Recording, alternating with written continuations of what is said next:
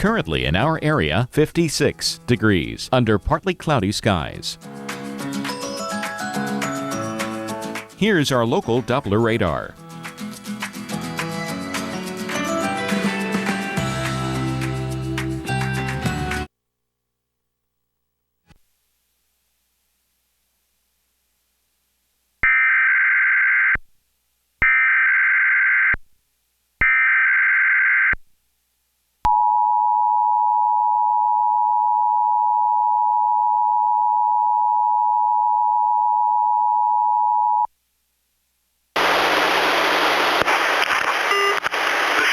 Test of the emergency alert system, no weather radio's warning alarm, and a special communications test for dissemination of tsunami warning messages.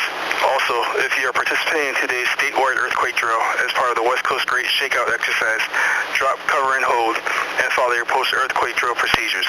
This is only a test. The following tones will conclude this test.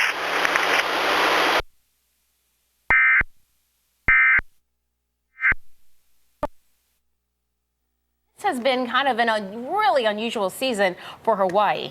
Yeah, sometimes you get tropical threats to Hawaii, but right. This year we've had